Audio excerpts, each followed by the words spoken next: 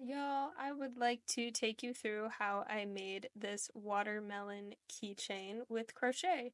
So we're going to start off with red yarn. I am using acrylic yarn, number 4 weight.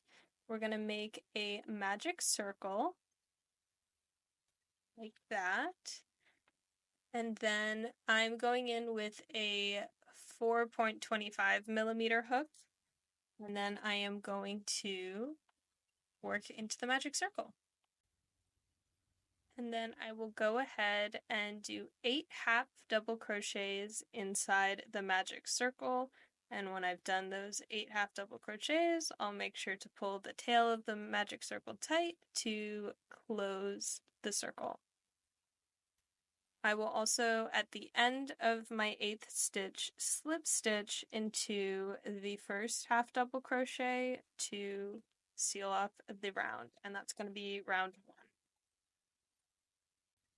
I also want to add here that if at any point you're confused about what I'm doing or you would like a written breakdown, I do have a link to my blog post for free on my site so you can see the written up take on this pattern. So that's my 8 half double crochet. I'm tightening the magic circle, and here I am doing a slip stitch to connect it and end round 1. For the red part of this keychain or watermelon, we are going to have 3 rounds in this red yarn. The next 2 rounds are going to follow the pattern of, in the second round, crochet 2 in every stitch around, and then in the third round, crochet 2 in every other stitch, so that we're regularly increasing and creating this circle shape that you see here. And when it's time to switch over to the white yarn, I like to partially do my half double crochet and then switch in so that it's a little bit more seamless. So part of it's done with the red yarn and then part of it is done with the white yarn. When we switch to the white yarn for round 4, we're going to be working in single crochets. I go ahead and do 2 single crochets in that first stitch. Then I proceed to do 2 single crochets every third stitch around. We use the white for 1 row before we switch to the green, and I'm going to do the same thing where as I work my last stitch, I'm going to switch to the green yarn in the middle of that stitch. So in this case, it's single crochet before I go ahead and I slip stitch into that first stitch. We're going to be going back to doing half double crochet with this green yarn. And I'm going to do 1 half double crochet here, and then in the second single crochet, I will be doing 2 half double crochets. So the pattern for the green round becomes 2 half double crochets in every 4th stitch. And now I will slip stitch to the first half double crochet to complete this round. I'm not done with stitching with the green yarn. I'm going to go ahead and keep the working yarn on the hook. You can also add a stitch marker here. Now is also a good time to trim up any of those really long loose ends. We will be folding it in half, so I don't worry about weaving in the ends, just making sure that they are on the inside. Now I'm going to take my black acrylic yarn and I am going to cut off a length that I think is good enough so that I can hand sew these seeds onto the red piece of the watermelon. And I am not stitching the halves together. I am doing all of my stitching onto like the flat circle. I'm going to fold it together in the end. I'm also tying the end of the black yarn to some of the yarn on the inside just to secure it, and then I go ahead and just do some freehand stitching to create some black seeds for my watermelon.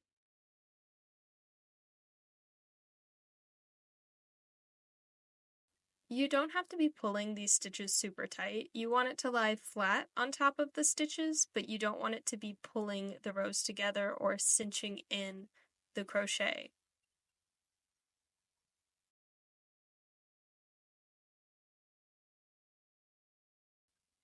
Now I make sure all of the ends are facing on the inside or the wrong side of the keychain.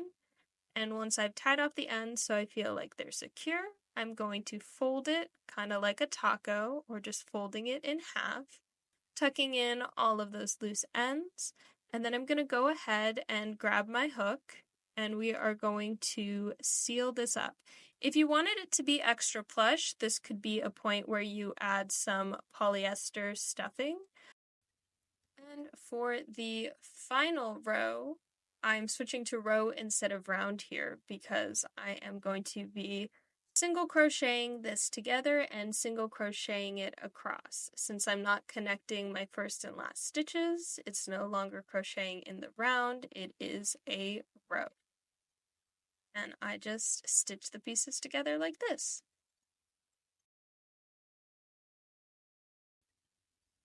Now you can keep this as is for a watermelon plush and weave in the end here, but this is a tutorial for a keychain, so I'm going to go ahead and take a large jump ring and some flat nose pliers, and I'm going to add this to the top of the keychain.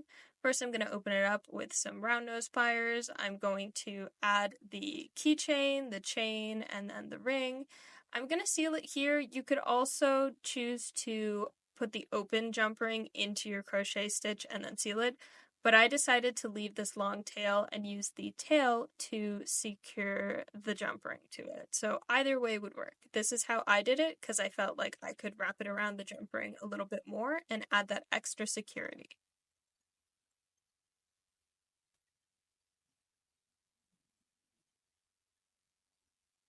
That way, if I'm out and about and it gets any extra wear or tugs on it, I know that the keychain isn't going to go anywhere.